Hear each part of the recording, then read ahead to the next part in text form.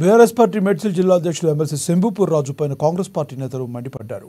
Alvin colony డివిజన్లో శ్రీలింగంపల్లి నియోజకవర్గ ఆత్మీయ సమ్మేళన కార్యక్రమాన్ని నిర్వహించి ఎమ్మెల్యే గాంధీ పైన చేసిన వ్యాఖ్యలను వారు ఖండించారు. ప్రస్తుతం బీఆర్ఎస్ పార్టీ అధినేతనే ఫామ్ హౌస్లో రెస్ట్ తీసుకుంటున్నారని, ఇక్కడికి వచ్చి తమ ఎమ్మెల్యే పైన ఆరోపణలు చేయడం సరికాదన్నారు. ఎమ్మెల్యేగా అరికెప్పుడు గాంధీ 3 సార్లు ప్రజల ఆశీర్వాదంతో గెలిచారని చెప్పారు. ఆయన చేస్తున్న అభివృద్ధి ప్రస్తుతం ఆయన్ను అంచెలంచెలుగా ఎదిగేలా చేస్తుందన్నారు. ఎమ్మెల్యే స్థాయి నుండి నేడు పీఎస్సీ చైర్మన్గా ఆయన ఎదగడం వారికి ఇష్టం లేదని, అందుకే ఇలాంటి మాటలు మాట్లాడుతున్నారని వెల్లడించారు. శ్రీలింగంపల్లి నియోజకవర్గంలో బీఆర్ఎస్కి సరైన నాయకుడు లేడని, ప్రస్తుతం నాయకుడిని తయారు చేసుకోవాలని వారికి హితవు పలికారు. లీడర్లు ఎవరైతే మా ప్రభుత్వం అధికారం రాగానే ఎవరి దగ్గర వేరో సమాజానికి తెలుసు, ప్రజలకు తెలుసు. శంభీపూర్ రాజు గారు ఇదే మీరే వెళ్ళి బేరసారాలకు మా ముఖ్యమంత్రితో మిమ్మల్ని ఎందుకు వద్దన్నారు, మీరు కొన్ని హామీలు అడిగారు, హామీలు మేము ఒప్పుకోలే.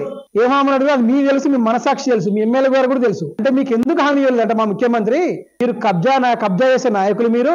దానితో పాటు మిమ్మల్ని ఎవరు ప్రజలు నమ్మరు. మిమ్మల్ని తీసుకుంటే మా కాంగ్రెస్ పార్టీకి మాకు నష్టం జరుగుతుందని మిమ్మల్ని తీసుకోవాలి. మీ వల్ల ఎవరికి ఉపయోగం లేదు. మిమ్మల్ని తీసుకోవడం ఇంకో బలమైన కారణం అసలు మీరు శంభీపూర్ రాజు లీడర్వే కాదు, కేసీఆర్ ఇంట్లో ఒక పనోడివి, గుర్తుపెట్టుకో. నువ్వు అసలు లీడర్ కాదు. ఎందుకంటున్నంటే ఇప్పుడు మీడియా మిత్రులు మీరు అందరూ అర్థం చేసుకోవాలి. తను కేసీఆర్ ఇంట్లో ఒక పనులాగా ఉండి కాబట్టి ఆ పదవి కూడా పొందిండు. నీకు ప్రజల గురించి తెలియదు.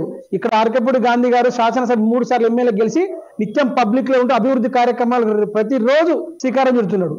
దాన్ని జీర్ణించుకోలేక నోటికి వచ్చేట్లు మాట్లాడితే ఇక్కడ ఎవరు ఉండరు. మేము ప్రతిపక్షం నుంచి వచ్చిన వాళ్ళమే. మేము అనుకుంటే మీరు ఇంట్లో కూడా బయటకు వెళ్ళరు. కానీ మేము అలాంటి వాళ్ళం కాదు. మా పరిస్థితి ఏంటంటే మాకు ప్రజలు మమ్మల్ని దీవించి హక్కున చేర్చుకొని మా ప్రభుత్వానికి నమ్మి ఓట్లేసి కాబట్టి మేము నిత్యం ప్రజల్లో ఉండి ప్రజల శ్రేయస్సు కోసం, ప్రజల కోసమే కష్టపడి మహారాష్ట్రలోని